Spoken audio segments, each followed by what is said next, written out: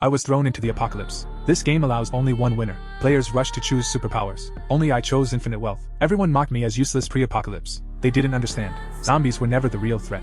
Powered humans were. The game system announced fairly. There are 300 players total. All players already died in reality. To earn rebirth, you must survive the apocalypse game. 现在请大家选择初始道具。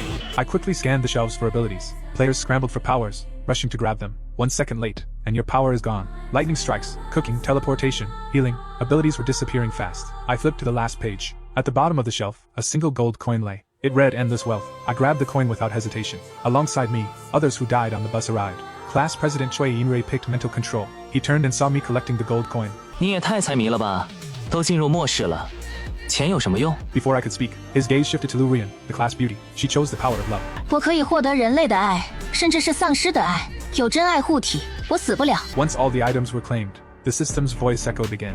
给大家1年的时间训练异能，做好准备。末世将在1年后开启。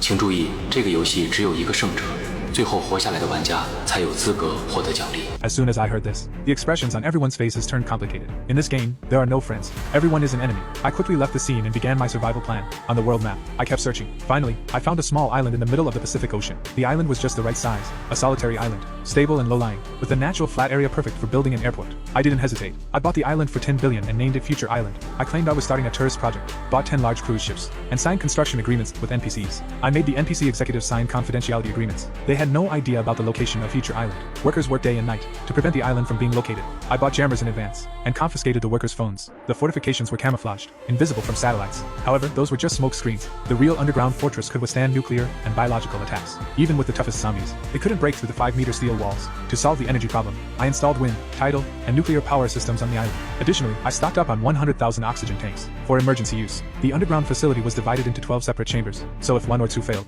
the other chambers could still be used. Each chamber had its own function. 3 used the latest automated farming technology, growing vegetables, raising fish, and chickens. 2 chambers contained enough supplies to last me 10 years. Food, water, and medical supplies. Others had bedrooms, kitchens, restaurants, entertainment rooms, gyms, bathrooms, and medical rooms. When NPCs began to question my building projects, I simply paid them off, and they kept quiet, working even harder for the money. I spent money freely. There was no way I could ever spend it all. I bought heavy weapons from the beautiful country, including robots for combat, and the Qinghai Tibet robot, because I paid enough. I even managed to get 2 nuclear warheads through unofficial channels. In a certain bay, I hid a nuclear submarine and an airplane. The underground base had a passage directly to this location. I hired 2 trainers to teach me how to drive the submarine and the plane, to prevent superpowered players from entering the island. I had artificial reefs and large ship hulls built at distant islands, triggering silent alerts for anyone who got too closer to the island. I set up an electric fence and planted underwater bombs, and radar to detect anything approaching the island, ready to shoot them down. Once the last batch of NPCs left, I was the only one left on the island. I spent money buying a space exploration tech company, and gained control of 6,122 satellites in orbit, to ensure stable internet. In that year, I acquired global airlines and shipping companies. In the final week,